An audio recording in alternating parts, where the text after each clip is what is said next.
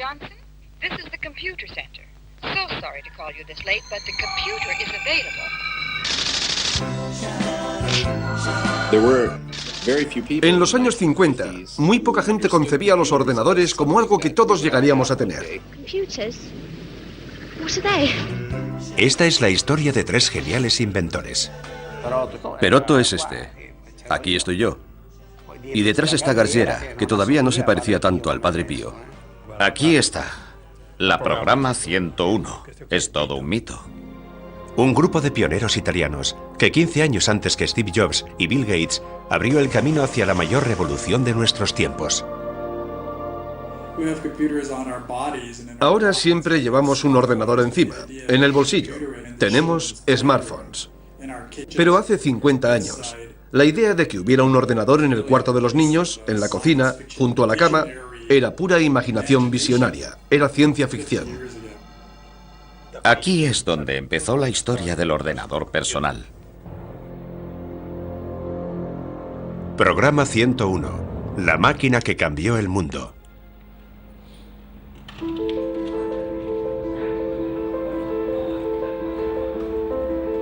El ordenador personal es el instrumento que más ha cambiado nuestras vidas. Pero su invención fue fruto de un desafío, un sueño que parecía imposible de realizar. No se sabía si éramos los únicos que concebían e intentaban crear estas cosas. Por eso debíamos darnos prisa en fabricar este aparato que, a nuestro juicio, probablemente fuera toda una novedad. Y podía ser la primera.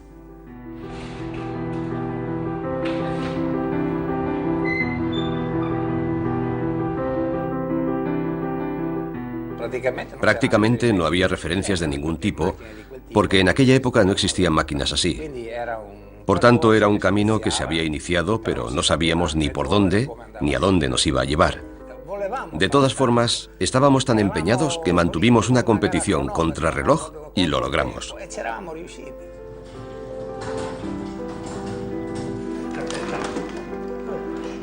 Para comprender cómo se cumplió este sueño, debemos viajar atrás en el tiempo.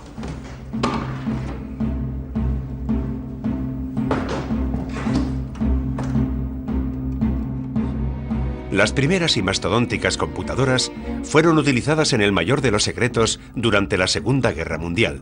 La necesidad de realizar cálculos balísticos y descodificar mensajes encriptados a velocidades cada vez mayores obligaron a las potencias beligerantes a invertir en la producción de las primeras y rudimentarias máquinas de cálculo.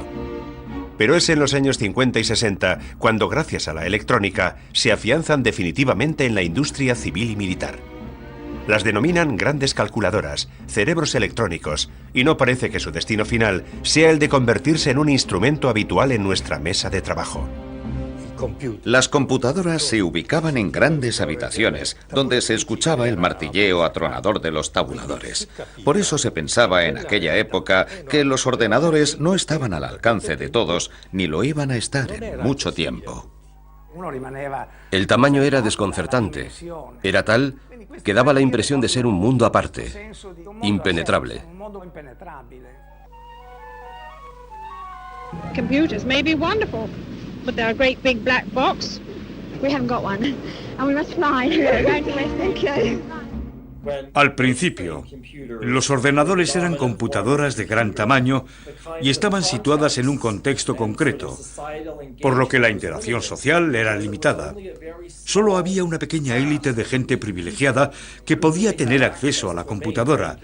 Era casi como una casta sacerdotal, un grupo dirigente.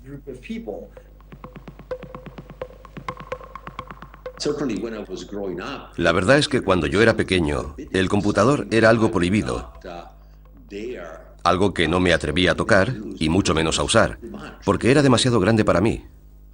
Era casi un mito.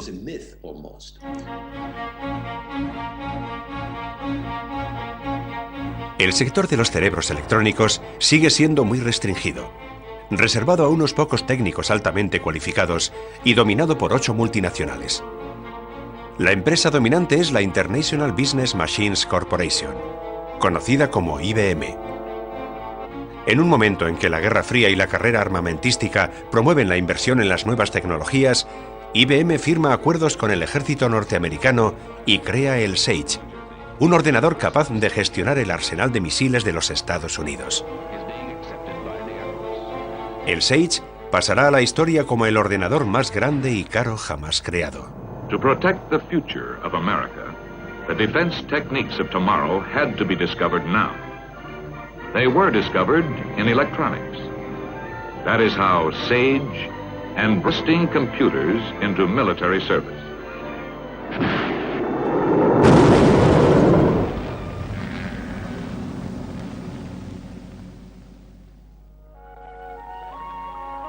Entretanto, en Italia hay una empresa que se propone desafiar a la hegemonía norteamericana en el campo de la informática.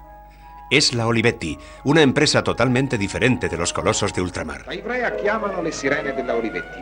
È la sveglia dell'antica città forte. Dai blocchi delle case per dipendenti, i piccoli ed i grandi vanno verso la fabbrica o la scuola. Esta empresa, líder en el mundo de la producción de máquinas de escribir y calculadoras mecánicas, está encabezada por Adriano Olivetti, un empresario que piensa en un mundo utópico, donde la fábrica no es solo el lugar de trabajo. No era solo una fábrica, era una sociedad. La fábrica era todo lo que la rodeaba. Y para Adriano tenía que vivir en armonía.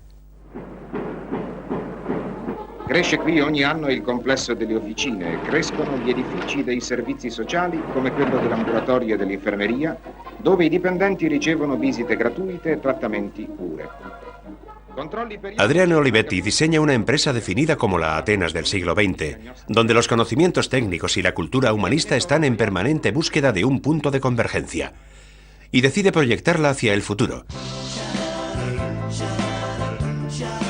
Invierte buena parte de los recursos de la empresa en las incipientes tecnologías electrónicas y crea el laboratorio de investigación y desarrollo informático más importante de Europa.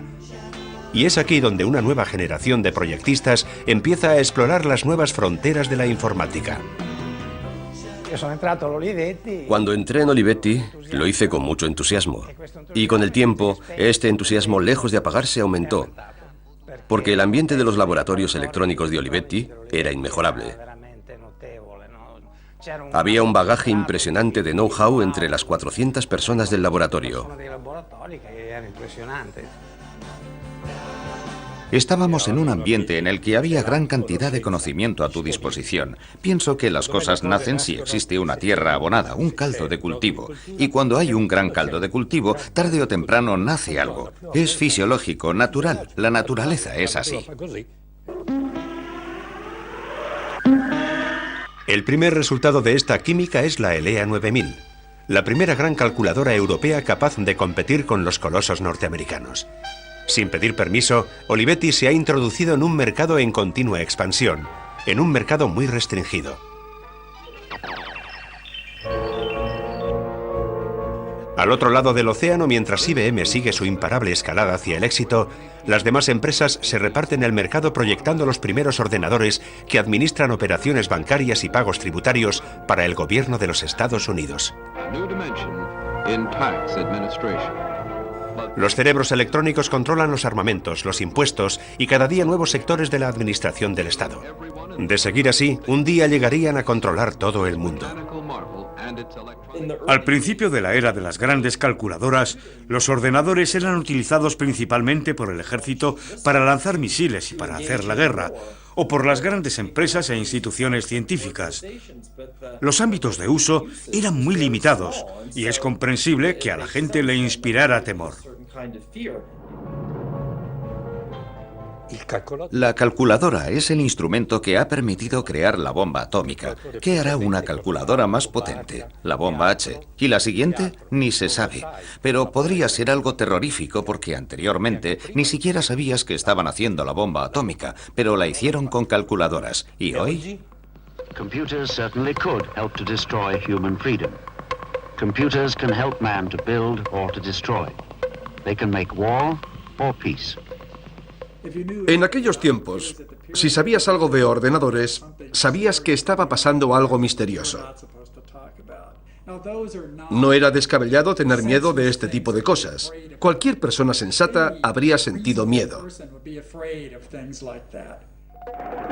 Dicono che le macchine domineranno l'uomo, che ne faranno uno schiavo, che il futuro sarà meno umano. Dicono che la nostra vita sarà decisa dalle macchine e da chi le userà. Excuse me, what do you think about computers? We're terrified of them. Control, control, control. Every day you read in the newspapers that computers are controlling something else. It's my belief that the government will link up all the computers and we'll all be controlled. And there'll be no freedom left.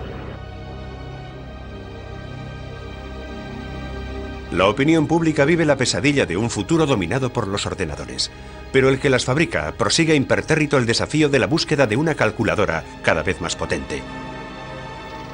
Y cuando más enconada es esta competición, en 1960, la Olivetti sufre un duro golpe. Muere Adriano Olivetti, y con él la visión de una vía italiana hacia la informática. El único que hereda el espíritu pionero de Adriano es su hijo, Roberto Olivetti. Roberto encomienda la tarea de concebir un ordenador diferente de las grandes calculadoras, un ordenador jamás imaginado antes, a un reducido grupo dirigido por Pier Giorgio Perotto. Perotto es este. Aquí estoy yo. Y detrás está Garciera, que todavía no se parecía tanto al Padre Pío. Garciera tenía un aire bastante juvenil. Se ve que era un joven de aquella época.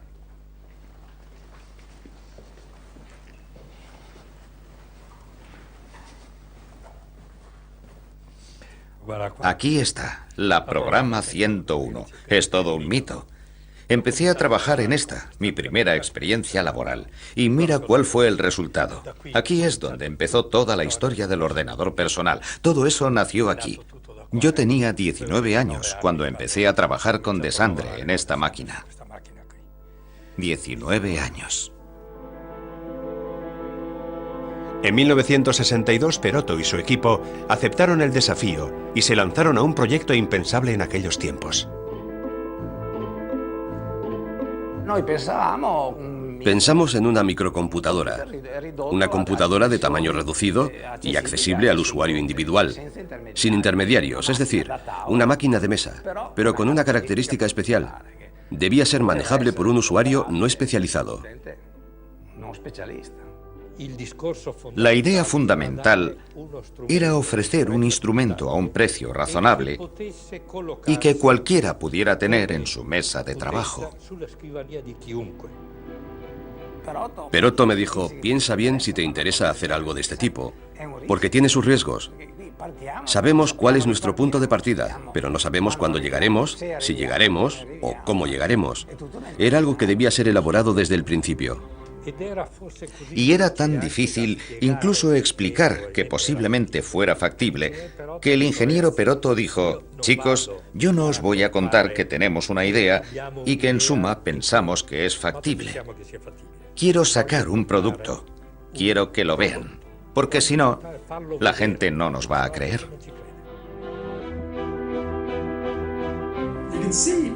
Imagínense que hasta los creadores de la Programa 101 se las vieron y se las desearon para contar a la gente que el ordenador personal podía tener su utilidad. Fue la primera vez en la historia que alguien intentó realmente hacerlo. Una computadora que se pueda poner en la mesa. Una computadora pensada no para los técnicos de los grandes laboratorios, sino para cualquiera que quisiera utilizarla. Tal vez ni siquiera el grupo de Olivetti lo habría sospechado, pero esa idea fue la chispa de una revolución que cambiaría el mundo. Hoy, cuando hablamos de un ordenador personal, pensamos en el objeto que utilizamos a diario, pero hace 50 años aquello no era realista.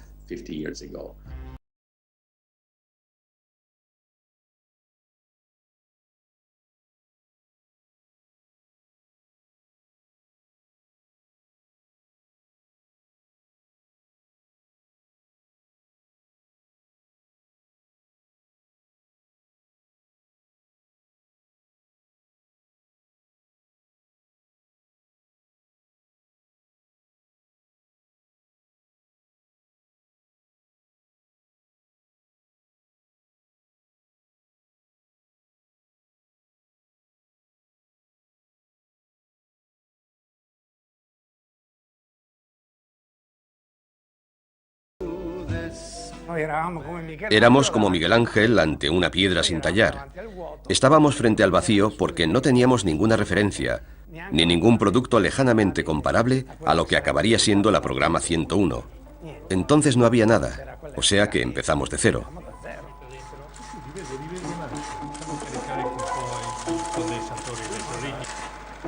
¿Cómo fabricar un pequeño ordenador? Cuando en 1962 el punto de referencia de la informática eran las grandes calculadoras de la IBM, enormes salas climatizadas y filas interminables de armarios conectados entre sí por kilómetros y kilómetros de cables.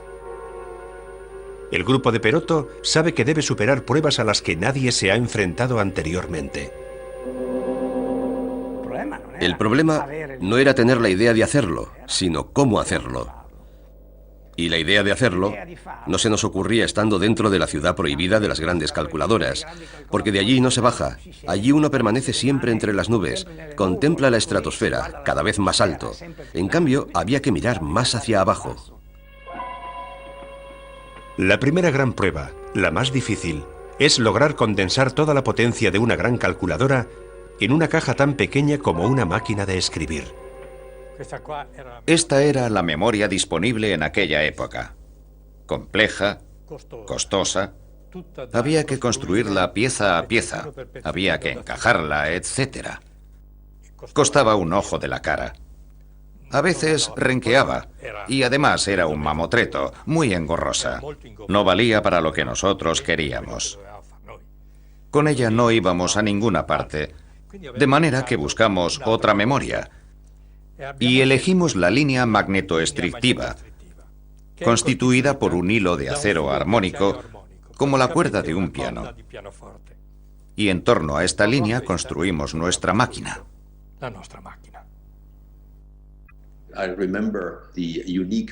Recuerdo la memoria tan singular que utilizaron. Era la línea magnetoestrictiva. Es un buen ejemplo de que aceptar otros puntos de vista y negarse a aceptar estereotipos es un eficaz sistema para aportar innovación al mundo. Si nos fijamos en la historia de los ordenadores, no solo comprenderemos el gran avance que se ha realizado, sino los retos a los que se enfrenta la gente en aquellos tiempos para solucionar estos problemas.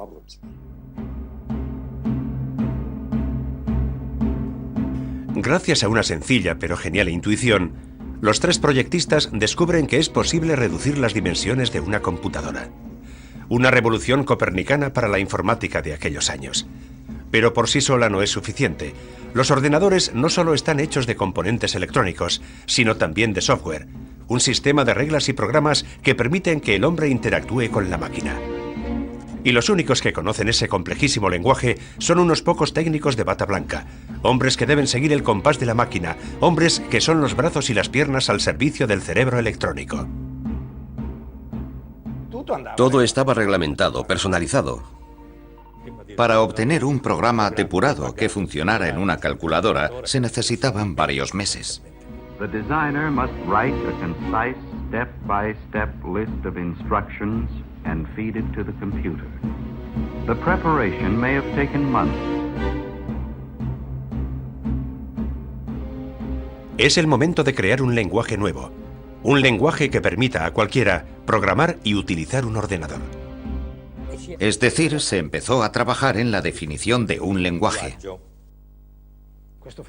Este famoso lenguaje tenía que ser sencillo, sencillo y aún más sencillo, porque si no era más sencillo que lo más sencillo, no era válido. Pero si el lenguaje debía ser sencillo, crearlo era todo lo contrario. Durante largos periodos nos vimos llevando una vida diferente a la de los comunes mortales. De hecho, nuestro diálogo estaba compuesto casi enteramente de una jerga propia, por así decirlo. Bastaba un gesto y nos entendíamos. Podía pasar que habláramos entre nosotros, incluso caminando por los pasillos, yendo al comedor, o de vez en cuando yendo juntos al baño. Allí había un urinario individual de pared donde se hacía pipí. Luego había cabinas donde uno podía encerrarse. El otro estaba dentro, yo estaba fuera haciendo pipí, y recuerdo que me puse a contestarle siempre con el mismo lenguaje. Entró uno, me miró, yo estaba hablando contra la pared, no lo entendió, se asustó y dijo, será mejor que vuelva luego, y se fue. Realmente dábamos la impresión de ser de otro mundo. Conservo el libro de instrucciones de la programa 101. Con este libro aprendí a programar ordenadores, e incluso hoy estoy seguro de que si me trajera a unos cuantos estudiantes de instituto y les entregara este manual, ya se ve que es un manual sencillo, no hay por qué tenerle miedo. Ellos podrían programar un ordenador igual que hicimos nosotros.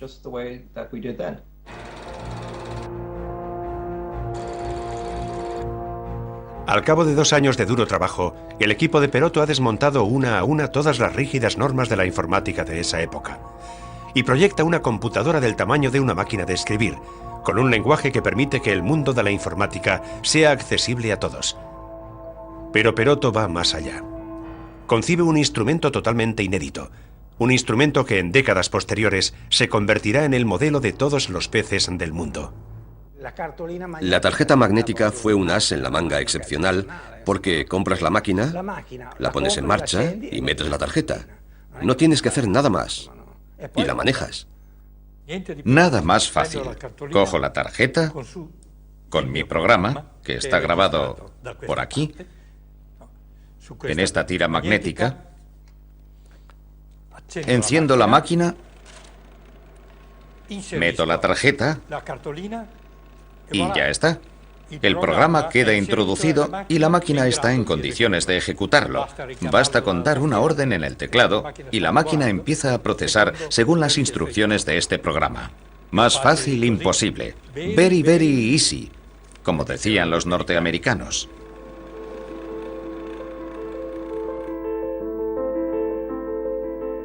Este instrumento quedó como elemento estándar de la evolución del PC, es decir, el instrumento, el soporte magnético que daba la posibilidad de archivar programas y permitía pasar programas de una máquina a otra. Y posteriormente pasó a ser un disco, el floppy disk, que primero fue grande, luego más pequeño y así sucesivamente. La tarjeta abre definitivamente una nueva era.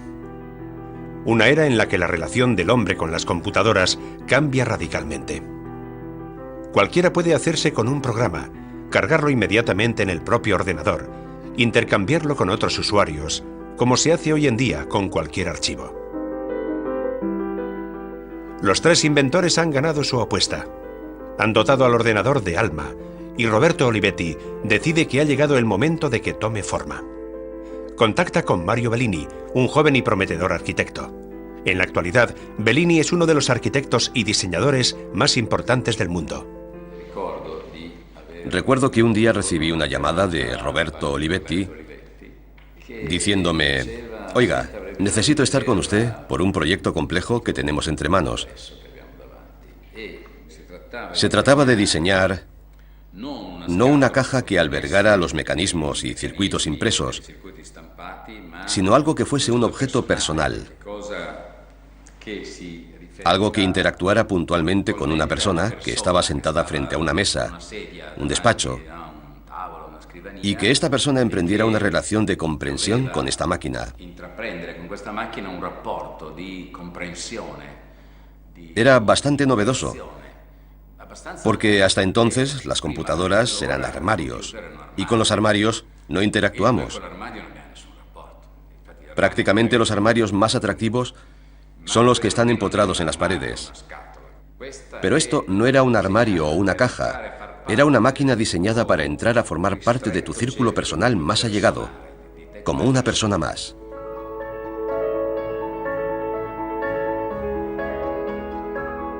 El sueño de una informática a medida del hombre había encontrado su forma definitiva.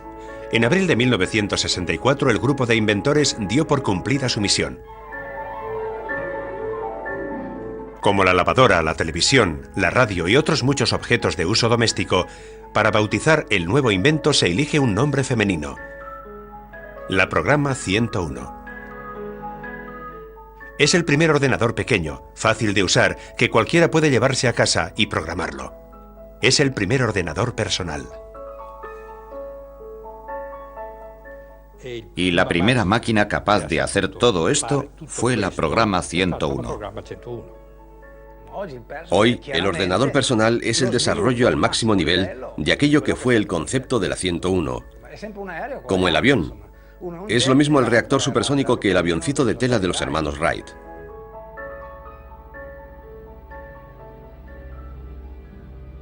Pero cuando el sueño de los 3 proyectistas estaba a punto de emprender el vuelo, en Olivetti sucedió algo inesperado. En la primavera del 64 se difundió el rumor de que la Olivetti no andaba bien, que tenía problemas económicos. Olivetti cae en una gran crisis financiera. Para apoyarla, se crea un grupo de intervención dirigido por los lobbies industriales más importantes de Italia, encabezados por Cuccia, de Mediobanca, y Valletta, de la Fiat. El propio Valletta decía que Olivetti había cometido un gran error: el de meterse en este sector de la electrónica para grandes computadoras, que era un sector vedado a las empresas europeas, porque estaba fuera de nuestro alcance.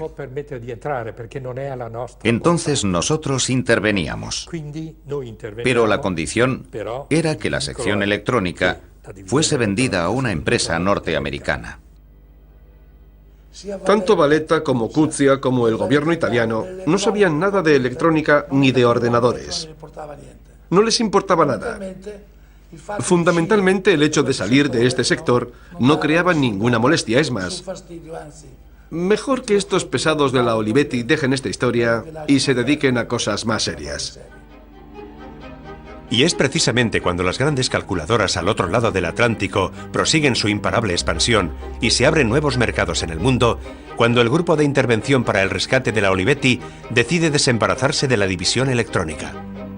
De ello se beneficia la General Electric, el coloso norteamericano más importante de aparatos electrónicos.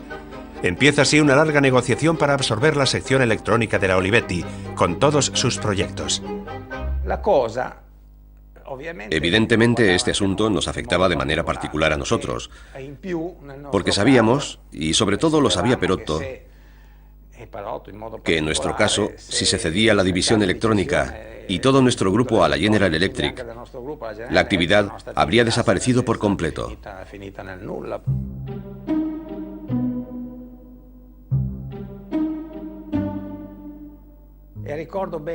Todavía recuerdo que Perotto, precisamente para demostrar la situación de profunda incertidumbre en que nos encontrábamos, vino con una máquina fotográfica y nos dijo: escuchad, no sé en qué va a acabar todo esto, pero yo voy a sacar al menos un par de fotos para demostrar que lo que hemos hecho existe. O sea que lo nuestro no eran meras habladurías, prácticamente fueron palabras proféticas.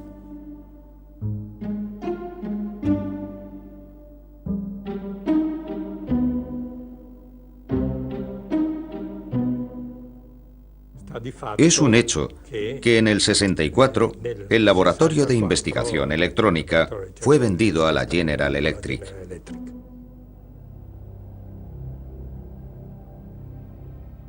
Aquí estaba el despacho de Perotto. Este era el despacho de Perotto, ¿te acuerdas?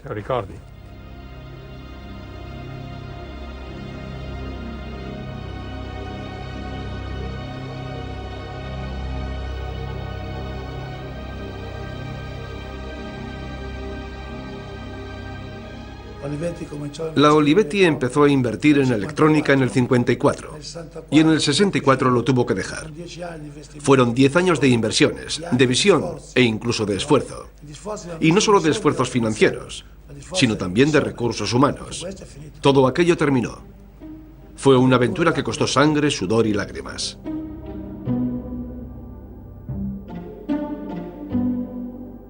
La General Electric se apodera de todos los proyectos informáticos de la Olivetti. De todos menos de uno. Piol y Caglieris se empeñaron en que este proyecto siguiera siendo un producto de Olivetti y no estuviera asociado a las computadoras, de modo que para que no fuera vendido a la General Electric, se pasó noches enteras borrando computadora y escribiendo calculadora, porque calculadora quería decir Olivetti, mientras que computadora quería decir General Electric. Nosotros nos quedamos en la Olivetti, el grupo del ingeniero Perotto. Los demás se fueron a la General Electric. Al fin y al cabo, cuando todavía estábamos en la planta de Preñana, éramos como una sección ajena. En un momento dado, las cristaleras de nuestros laboratorios fueron recubiertas de pintura, de manera que fuera imposible ver desde fuera lo que estábamos haciendo dentro. Dicho de otro modo, se hizo una especie de apartheid. Tras la cesión, Olivetti decide relanzarse en el mercado, concentrando todos sus esfuerzos en la producción de máquinas de escribir y calculadoras mecánicas. Y pronto se olvida del pequeño grupo de supervivientes de la electrónica. A partir de aquel momento, por parte de Perotto, era perfectamente perceptible una cierta prisa, por así decirlo. O hacemos este producto o nuestro destino será todavía más incierto. Primero lo hacemos, no vaya a ser que nos vea alguien de fuera y nos copie la idea. Pero en el contexto real, el problema era, hagamos este producto antes de que cualquier ignorante que no sepa de qué se trata, porque este ignorante podía ser alguien de arriba, decida que es mejor anular este programa. Roberto Olivetti también se ve obligado a abandonar el papel de director, cada vez más enfrentado a la nueva gerencia, que no comprende que en sus propios laboratorios tiene un producto de unas posibilidades inimaginables. Creo que el nuevo director estaba convencido de que se iban a haber hecho pocas unidades, porque dijo, no esperamos hacer gran cosa con este producto, porque en mi opinión es algo innecesario. Y la mejor prueba de que es innecesario es el hecho de que nadie haya fabricado un producto de este tipo. Es decir, el hecho de que nadie de la competencia tuviera un producto similar, en lugar de ser visto como un motivo de acicate, fue visto como un factor negativo. Si nadie lo ha hecho, quiere decir que el mercado no lo demanda.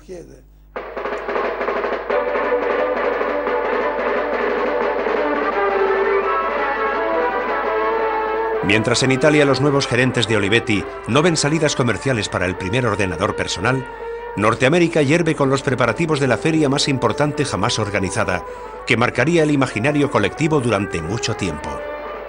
Practically everybody in the world is coming to the fair.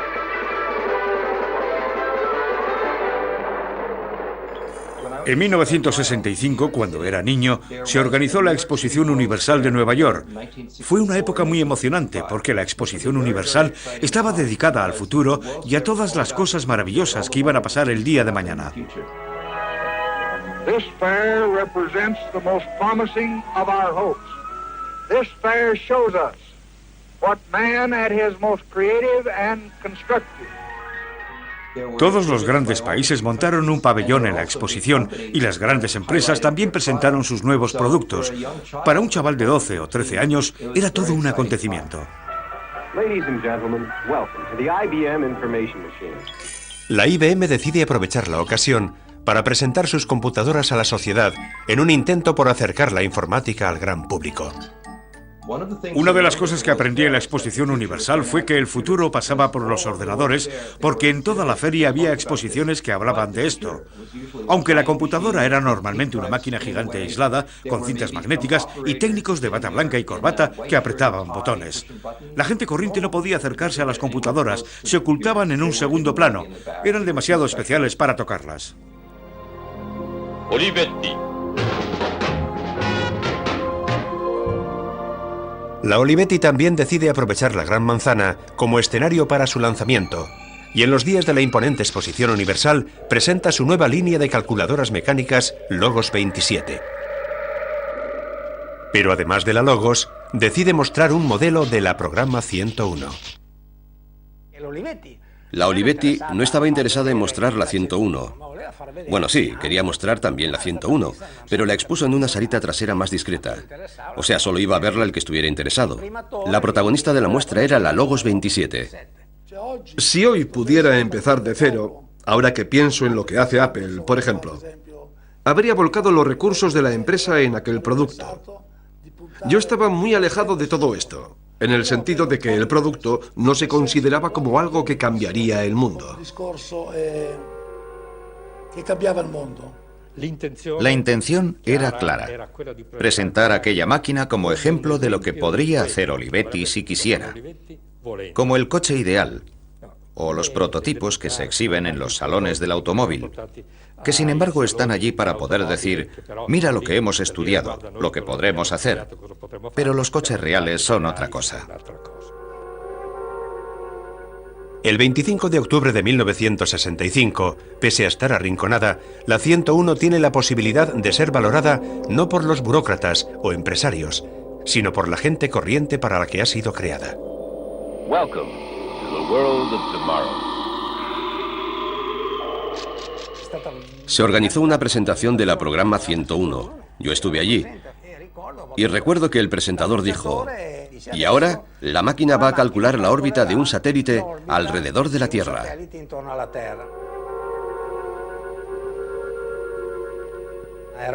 Era un programa muy oportuno, porque aquella era la época de los Sputnik, de la reacción norteamericana a los Sputnik y toda la carrera espacial. O sea, esa máquina que calculaba la órbita de la Tierra puede que ejerciera una atracción magnética.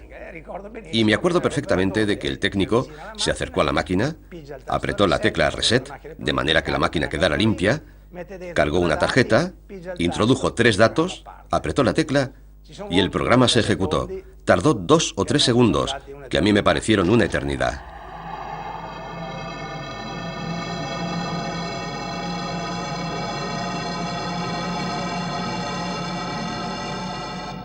Y al cabo de esos 3 segundos, la máquina empezó a disparar una serie de resultados que...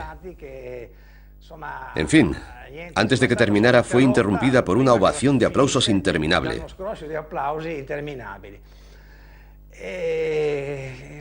Recuerdo aquel momento como... Me pareció tocar el cielo con los dedos.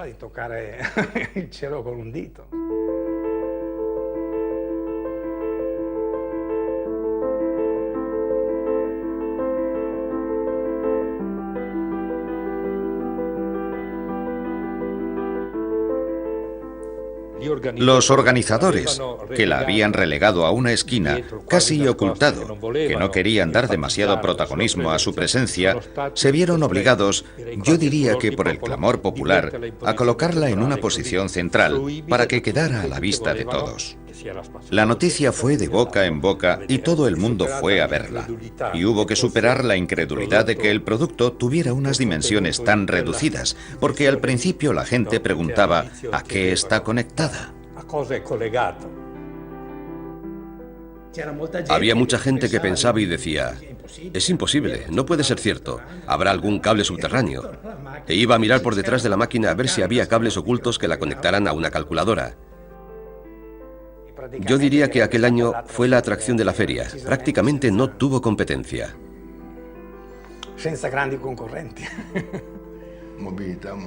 Movilizamos a toda Nueva York.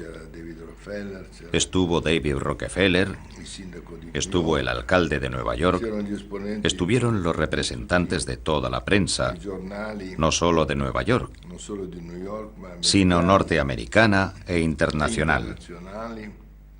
Fue un acontecimiento que llegó más allá del alcance habitual de la presentación del modelo de cualquier máquina.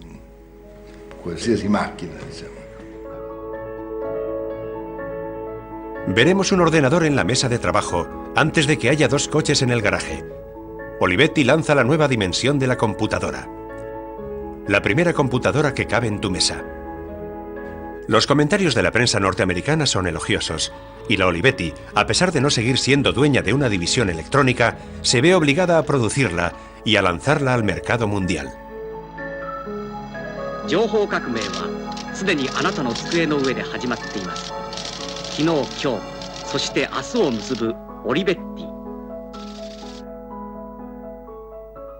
Este es el lanzamiento mundial de la Programa 101, el ordenador que inaugura una nueva dimensión. Ahora, por menos del alquiler mensual de una computadora de gran tamaño, hombres de negocios, científicos y técnicos pueden adquirir una Programa 101. Es un poquito más grande que una máquina de escribir y está lista para ser colocada en su mesa.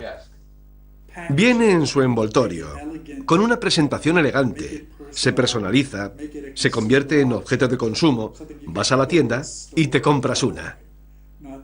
No es algo que un genio de la electrónica se construye en casa, sino una computadora de consumo personal.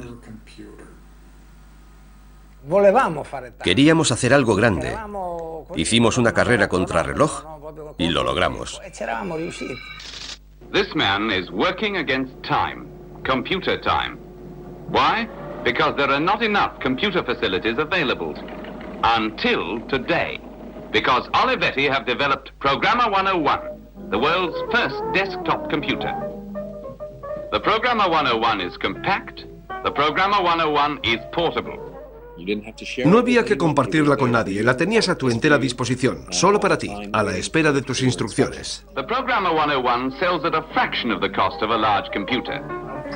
La Programa 101 costaba $3.500, mientras que la computadora grande más barata de IBM costaba más de $100.000. To the businessman, the Olivetti Programmer can be used where it is needed, when it is needed, in the office or at home. El anuncio en el que se ve a un empresario sentado al borde de su piscina con una mujer en bañador haciendo sus cálculos es una imagen profética de la muerte de las computadoras como objeto oculto que está tras unas gruesas paredes de cristal. This secretary is selecting one of the basic categories of program from Olivetti's vast library. La Programa 101 se utiliza en los campos más insospechados. Ya no se necesitan millones de dólares y técnicos expertos para hacerse con una computadora. Hasta las pequeñas empresas, los topógrafos, los estudiantes universitarios, los representantes y los médicos pueden disfrutar de las ventajas de la era informática. La 101 fue utilizada en todos los sectores de la actividad humana. Esta es la universalidad de la máquina, a pesar de ser así, del tamaño de 2 cajas de zapatos. Ni siquiera nosotros llegamos a imaginar que llegara a ocupar un espacio tan considerable. Superó ampliamente nuestras perspectivas. In commerce, the programmer has many uses. Here, for example, is a family about to buy a new house. The programmer can be used to compute the mortgage repayments, interest rates, and the life assurance statistics. Una vez que la computadora se convierte en algo de mayor alcance, accesible a un grupo más numeroso de gente, se va transformando porque interactúa con nuevas personas. Personas que no tenían acceso a las computadoras cuando las grandes calculadoras dominaban el mundo informático. Los ordenadores personales conquistan cuotas de usuarios impensables hace escasos años. Incluso llegan a las aulas escolares, y las nuevas generaciones empiezan a hacer pruebas con lo que años después se convertirá en su mundo. Il laboratorio aiuta a risolvere i grandi problemi. È un elemento importante per il progresso tecnico, scientifico, ma può essere anche un oggetto familiare, una cosa per giocare, per ridere. Es bastante engorroso llevar a toda la clase a ver una computadora de gran tamaño y solo pueden verla desde fuera, al otro lado de la cristalera. Les dices, esta es una calculadora electrónica. En cambio, si tienes una 101, puedes reunir a toda la clase y cada alumno puede crear un pequeño programa como ejercicio y ponerlo en marcha. Eso vale muchísimo. Noi ci aspettavamo un calcolatore grosso, una cosa enorme, invece tu quando hai visto questa macchina qua sei un po' spaventati, cos'è una calcolatrice, una macchina da scrivere. Sì, poi mi ricordo per esempio mi sentivo molto orgoglioso perché pensavo quando sarei uscito avrei potuto dire di aver usato un calcolatore elettronico. In effetti poi non è molto difficile usarlo. El mundo está preparado y la sociedad ha encontrado el modelo sobre el que construir su propio futuro informático. Sarà come telefonare, come accendere la TV, come mettere in marcia l'auto. E forse, tra pochi anni, l'ironia sarà già vinta dalla realtà.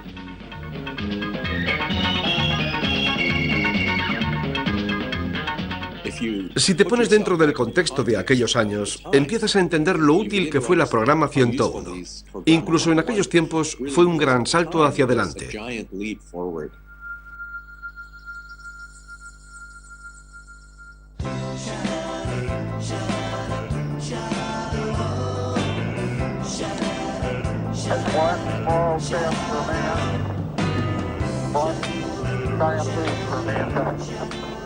Los años 60 tocaban a su fin, y la 101, después de haber entrado en los hogares, en los colegios y en las oficinas, entra en la historia. La NASA había adquirido más de una decena. Los técnicos que preparaban el proyecto Luna tenían la 101. La NASA la emplea para calcular las maniobras de alunizaje, la NBC para pronosticar los resultados de las elecciones presidenciales y el ejército norteamericano para planificar las operaciones en Vietnam. La programa 101 tuvo un éxito rotundo en los Estados Unidos. Se vendieron más de 40.000 unidades. Esta es la prueba de que la programa 101 ofrecía a los usuarios lo que realmente necesitaban.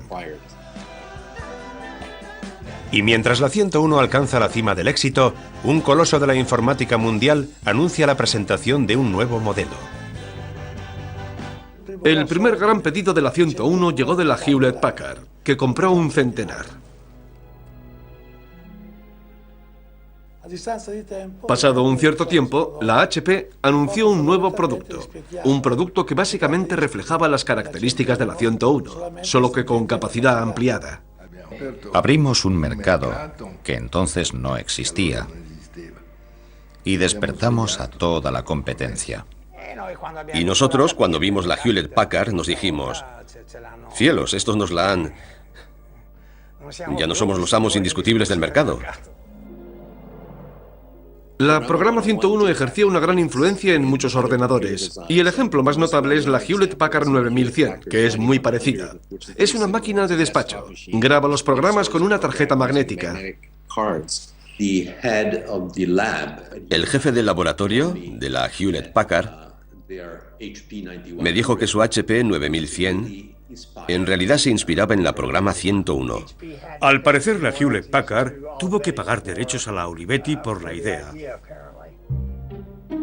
En 1968, la Hewlett Packard llega a un acuerdo con Olivetti y paga $900.000 a la empresa italiana para poder utilizar la patente de la programa 101.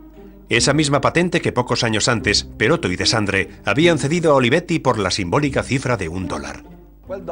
Como alguien ha dicho, ese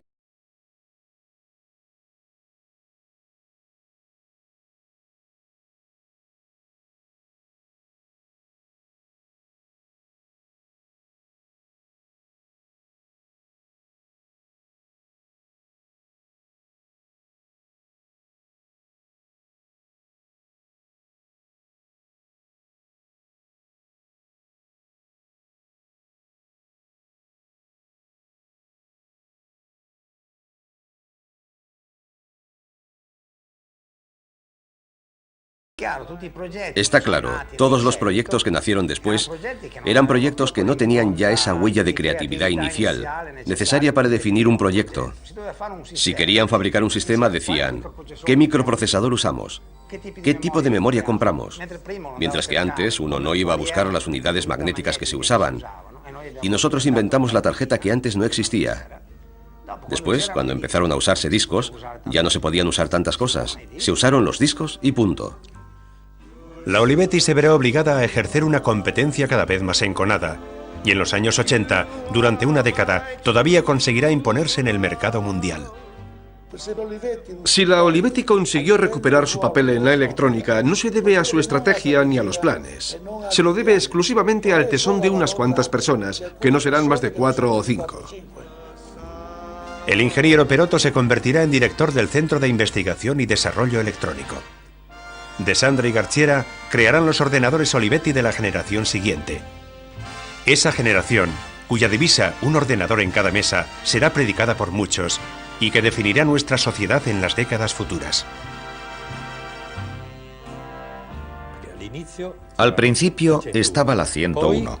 Luego llegaron otros que sacaron otras máquinas, etcétera, etcétera.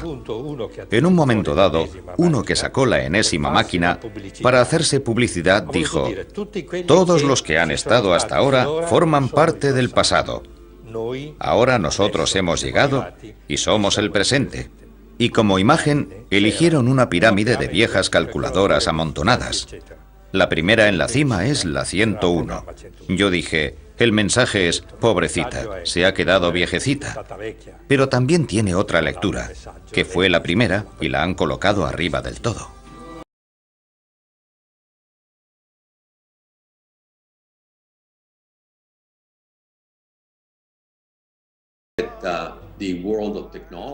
Creo que el mundo de la tecnología debería estar agradecido a la Olivetti por la programa 101. Creo que muy poca gente es consciente del impacto que la programa 101 tuvo en el desarrollo de los sistemas informáticos personales. La programa 101 pudo ser tomada como modelo para la apariencia de los sucesivos ordenadores. Sentó las bases de todo lo que vemos hoy en día, en términos de contenidos generados para usuarios y de una especie de democratización de Internet.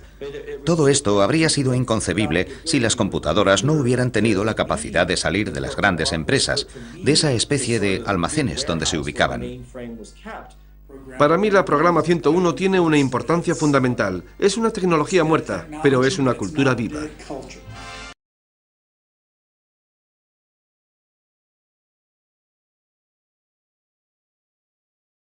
Dejo de repetirme a mí mismo. ¿No sería maravilloso encontrar una programa 101 en algún sitio? ¿Sería posible devolverla a la vida?